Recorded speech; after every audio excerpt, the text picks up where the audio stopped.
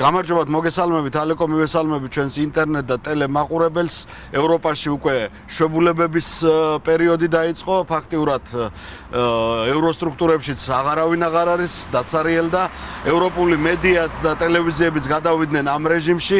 ორშაბათიდან თითქმის ახალი ამბების ჩვენებაც შეწყდება, გაზეთები კი დაიწყებენ ეგრეთ წოდებული თავისუფალი თემების წერას, თუმცა გაზეთებმა, ევროპულმა გაზეთებმა ფაქტიურად უკვე წინ გაუსწრეს ამას და ძირითადად თავისუფალი თემები, ეგრეთ წოდებული თავისუფალი თემები იწერება ევროპულ მედიაში. მაგრამ მაინც მოხდა მნიშვნელოვანი ამბავი გასულ კვირაში, ეს არის ის, რომ ბელგიის მეფემ ალბერტ მეორემ განაცხადა, რომ ის მიდის პენსიაზე და თავის ტახტს უთმობს მის შვილს პრინც ფილიპეს და ამ მოვლენას ეხმაურება ფრანგული გამოცემა Mondi, რომელიც წერს, რომ ბელგიის მეფე ალბერტ მეორე ტახტიდან გადადგომას აპირებს. ეს უკვე ცნობილი იყო ბელგიაში ჭორის დონეზე, თუმცა ალბერტის რეალურმა განცხადებამ გასულ კვირაში, რომ ის 21 ივლისს, ანუ ბელგიის ეროვნულ დღეს ტახტს პრინც ფილიპს გადააბარებს, ქვეყნის მოსახლეობაში ნამდვილი შოკი გამოიწვია.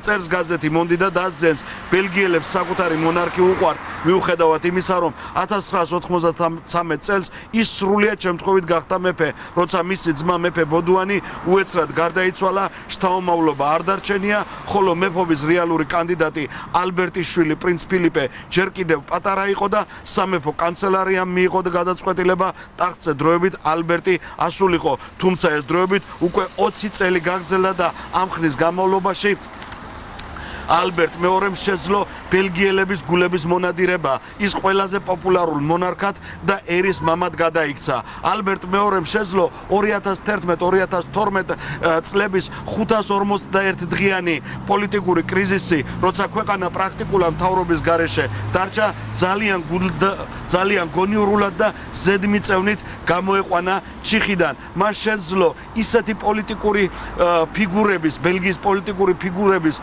პროგრესულად მოაზროვნე ბელგიის პოლიტიკური ფიგურების ერთ მაგიდასთან დაჯენა, რომლებიც პოლიტიკურ მტრებად მოიაზრებოდნენ. თუმცა ბელგიის მეფემ ალბერტ მეორემ ეს შეძლო და გაზეთი Mondi აღნიშნავს, რომ არა მარტო 541 დღიანი კრიზისის დროს ბელგიას ჩავარდნა კი არ ქონია პოლიტიკური, არამედ მისმა ეკონომიურმა ზრდამ 0.5% შეადგინა და ეს ალბერტ მეორეს დამსახურება გახლავსო. ალბერტს დღეს გადამრჩენელი მეფის სახელით იცნობენ ბელგიაში და გაზეთი Mondi აღნიშნავს, ძალიან ძნელია უბრალო ბელგიელს აუხსნა, რომ ბელგიის მეფე ალბერტი ისეთივე ადამიანია, როგორც ის და მასაც შეუძლია იყოს ავად, ან მოხუცდეს, ან პენსიაზე გავიდეს და გაზეთი Mondi სვავს რიტორიკულ კითხვას, შეძლებს კი ახალგაზრდა პრინც ფილიპე, მომავალი მეფე, რომელიც გამოირჩევა თავისი განათლებით და ერუდიციით, მიაღწიოს იმას, რასაც მიაღწია ალბერტ მეორემო. მე დღეისათვის გემშვიდობებით, მომავალ შეხვედრამდე.